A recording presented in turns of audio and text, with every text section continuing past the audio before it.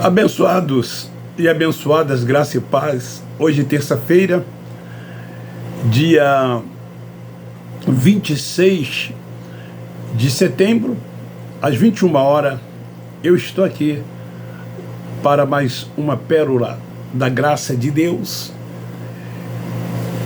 Espero que todos vocês tenham tido um dia maravilhoso, o melhor dia da vida de cada um de vocês, independente do que aconteceu. É assim que pensa, é assim que agem os filhos de Deus, porque os filhos de Deus entendem que tudo é a vontade de Deus. Por isso que nós já agradecemos e damos graças por tudo. Quando nós acordamos, é comum a gente dizer: este é o melhor dia da minha vida. Porque acordamos, despertamos. É mais um dia que o Altíssimo nos concede. E viver é muito bom.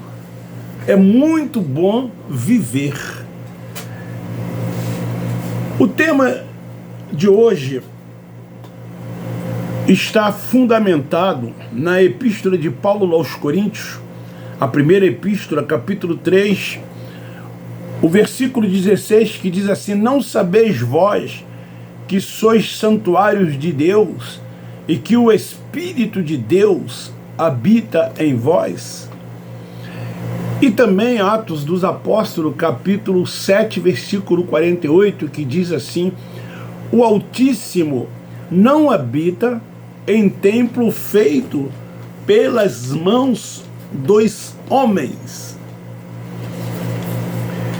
E o tema de hoje é: por que os religiosos não abrem mão dos templos? Essa é a mais pura verdade. Essa é a mais pura realidade. Muitos de nós que viemos de lá também éramos assim. Éramos apegados às reuniões que eram realizadas dentro dessas chamadas igrejas, principalmente aos domingos, que nós tínhamos como o dia do Senhor.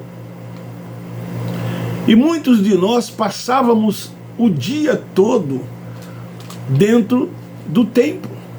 Íamos para uma consagração antes da escola bíblica dominical, depois a escola bíblica dominical.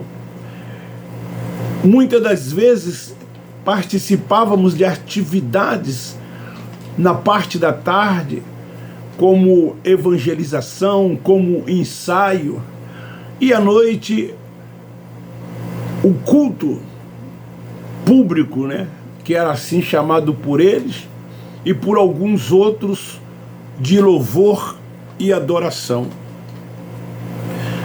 Como frequentar os templos se ele, o Pai dos Espíritos, estar dentro de nós?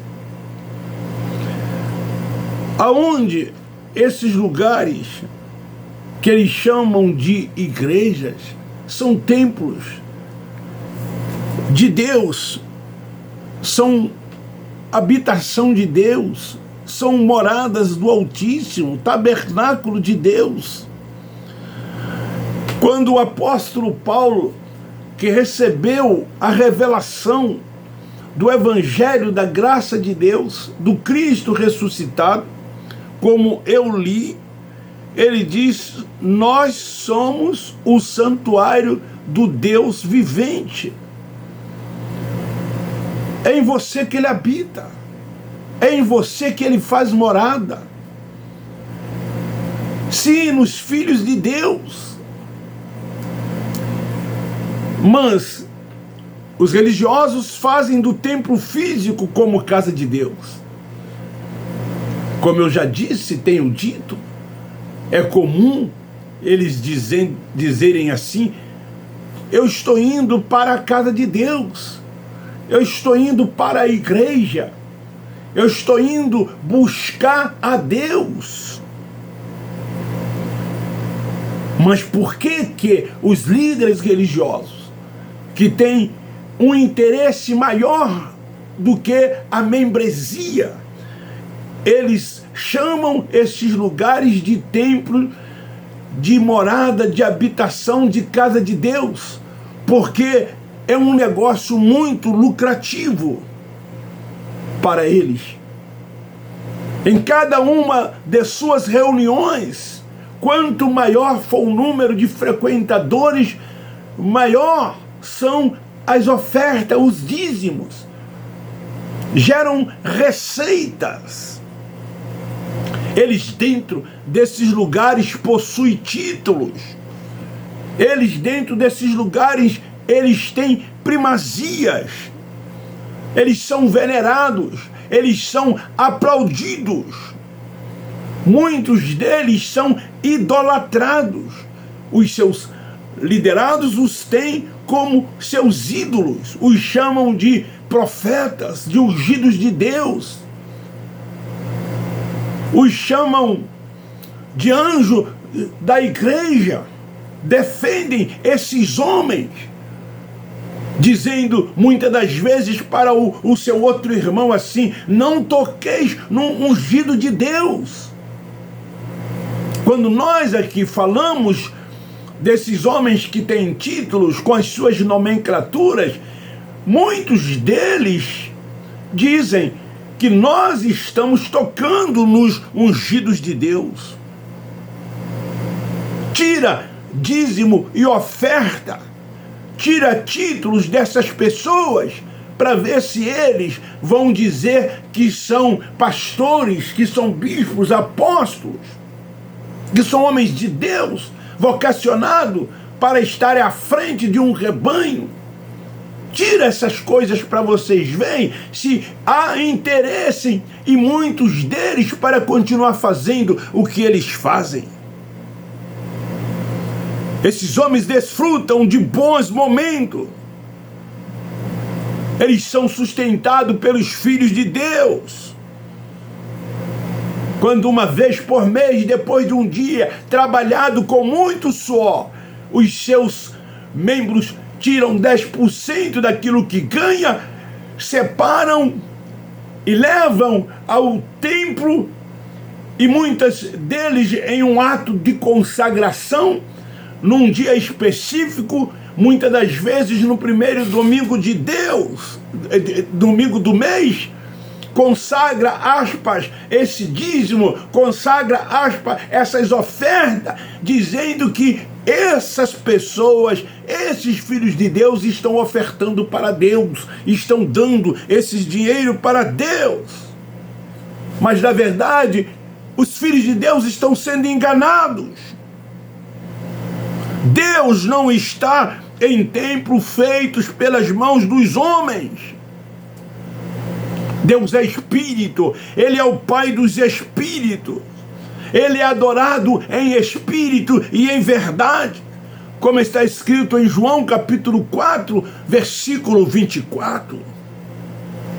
Mas os religiosos querem fazer desses lugares o templo da adoração de Deus. Nesse texto que eu citei, quando aquela mulher chamada de samaritana, que ela está diante do Cristo Nazareno, do judeu que veio, nascido de mulher, para cumprir a lei e para buscar e salvar as ovelhas perdidas da casa de Israel. Ela diz: os nossos pais nos ensinaram dizendo que se busca a Deus nos montes, nos templos. O Nazareno não questionou aquela mulher, dizendo que ela estivesse errada pelo que ela falou, mas o Nazareno disse para aquela mulher: vem dias em que Deus, que é Espírito, será adorado em espírito e em verdade, porque os verdadeiros adoradores adoram o Pai em espírito e em verdade.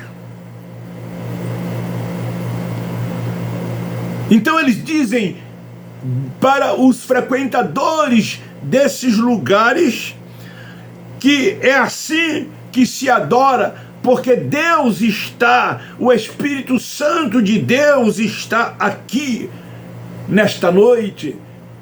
Ele está aqui agora, ele está passeando aí pertinho de você, ele já chegou. São expressões usadas por eles dentro desses lugares.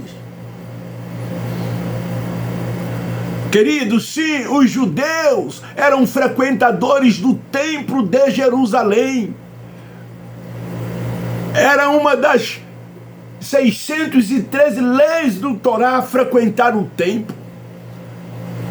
Eles até para justificar a ida ao templo para adorar, eles citam alguns textos isolados da Bíblia, tal como o Salmo 27, versículo 4, quando o salmista disse assim: uma coisa eu pedi ao Senhor e a buscarei, para que eu possa morar todos os dias da minha vida na casa do Senhor, para aprender do Senhor no seu templo e contemplar a beleza da sua formosura, porque o Senhor, sim, estava no templo, a sua glória se manifestava no templo, e o salmista então tinha prazer de estar no templo.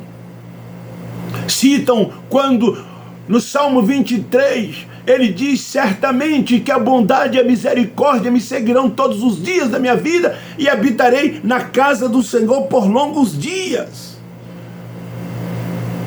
Os judeus, temente a Deus, tinham prazer em ficar no templo, em frequentar o templo. Davi, no Salmo 122, ele diz: alegrei quando me disseram, vamos à casa do Senhor. Eles citam esses textos para tentar justificar a presença das pessoas dentro desses lugares que eles chamam de igreja. Então, quando essa mulher estava diante de Jesus ali, essa mulher samaritana, ela não fazia parte da comunidade judaica, da comunidade de Israel, ela não tinha nada a ver com a comunidade de Israel. Então, o sistema religioso, eles usam o mesmo sistema usado pelos judeus para buscar a Deus, como está lá em Isaías. E eu vou ler capítulo 2, versículo 3. É comum também eles citarem essa referência do capítulo 2, o versículo 3, quando o profeta Isaías, ele dizia assim: virão muitos povos e dirão, vinde, subamos ao monte do Senhor e à casa do Deus de Jacó. Ele nos ensinará o que concerne aos seus caminhos, para que andemos nas suas veredas. Eles citam isso aqui também. Eu conheci um que sempre, antes de falar, de pregar os seus sermões, ele citava esse capítulo 2, versículo 3 de Isaías, quando ele exortava as pessoas a frequentarem os templos. Dizia para as pessoas que elas não podiam deixar de frequentar o templo, porque se assim elas fizessem, estariam desagradando a Deus. Então elas diziam, como eles dizem hoje, muitos têm os montes como um lugar sagrado. Eles sobem aos montes para buscar a Deus. Os verdadeiros adoradores sabem que são templo da habitação de Deus, onde habita o Espírito Santo de Deus. Então não frequenta mais esses lugares. Nós não vamos mais a esses lugares. Muitas das vezes as pessoas me perguntam Se eu vou ao templo, se eu tenho uma igreja, aspas, se eu frequento esses lugares, o que é que eu vou fazer nesses lugares se eu sou o templo da habitação de Deus? Se Deus é adorado em espírito, e nesses lugares onde há práticas e rudimentos da lei de Moisés, carne, lá tem ritos, lá tem liturgias. As pessoas, quando frequentam esses lugares, elas são dogmatizadas a se tornarem presas desses lugares. Lá tem preceitos, lá tem cerimoniais. O que é que Jesus disse para aquela mulher? A hora já chegou em que os adoradores de verdade adoram o Pai em espírito. Você foi achado por Ele para assim o adorar. Não precisamos buscá-los em montes, nem nos templos como faziam os judeus. Mas hoje, ainda nos nossos dias, a grande maioria dos filhos de Deus, aspas, buscam Ele no monte, Ele nos templos. Eles vão a esses lugares e lá comem a comida dada pela religião, são alimentados com leite. É sempre as mesmas coisas, não muda, não crescem, não avançam. É sempre leite e não tem uma comida sólida. Eles trazem o que o Cristo Nazareno fez nos seus dias para os dias depois da cruz. Eles esquecem que o Cristo Nazareno era judeu, nascido de mulher, não era cristão. Mas eles deviam fazer tudo o que ele fez também e passar então pelo que ele passou. Vê se eles passam por tudo quanto ele passou. Eles não querem. Mas há uma minoria que ainda um dia vai se tornar uma maioria, porque terão o entendimento dado pelo Espírito Santo, que adora o Pai em entendimento, em espírito, e não nos templos, nem nos montes. Porque andam por fé, foram justificados por Ele, pela fé. A minoria é liberto de ordenanças e preceitos dos homens, mas essa minoria tem a vida em amor, em justiça. Esta minoria entende que o reino de Deus está dentro de cada um de nós. Essa minoria entende que o reino de Deus é paz, é alegria, poder e justiça.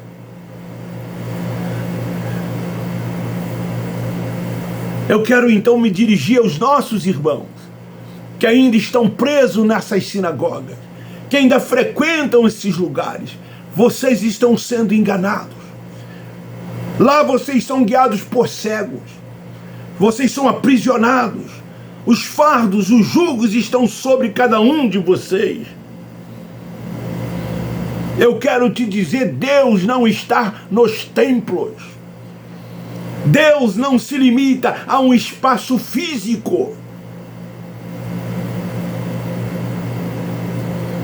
É em você. É em você que Ele habita. Você é o santuário. Você é o templo da sua habitação. Tu é a morada do Altíssimo. Você não é o que você está vendo. Quando olha a um espelho, você não é carne e nem sangue. Você é um espírito revestido de carne e sangue. A carne e o sangue um dia vai descer à sepultura, ao inferno, ao lugar dos mortos, ao pó da terra. Segundo Jó 8:9, de lá nunca mais vai subir. Mas esse espírito que está dentro de você, esse espírito que está aí revestido de carne e sangue, ele volta ao lugar de onde ele veio. Eclesiastes 12:7. Ele veio de lá e ele vai voltar para lá. É esse espírito que é o templo da habitação de Deus. É nesse espírito que o Espírito de Deus habita. Ele é Pai dos espíritos. E nesse espírito que ele habita, ele testifica com você que você é filho de Deus. E como filho de Deus, você não é guiado por homem. Você não vive debaixo de preceitos dos homens. Você não vive debaixo de rudimentos, de fardos, de julgos. Você é livre nele. Você foi eleito. E então você, cada dia mais, você avança. Você prossegue para o alvo. Você entende que ele quer que você saiba que a vontade é dele. E a vontade dele é boa, agradável e perfeita. O culto que nós fazemos a ele é racional, é com entendimento, não com emoção nem com sentimento, como a gente vê acontecer dentro desses lugares, principalmente no início, quando aqueles grupos de louvores começam a cantar, a entoar, sem se preocupar com a letra. Quem compôs a melodia muitas das vezes é muito linda, é bonita, e as pessoas choram, se emocionam, bailam, gritam. Para eles é o melhor momento daquelas reuniões. Eu já presenciei muito isso. Eu vejo ainda nas redes sociais isso acontecer. Você sabe que é assim que acontece dentro desses lugares.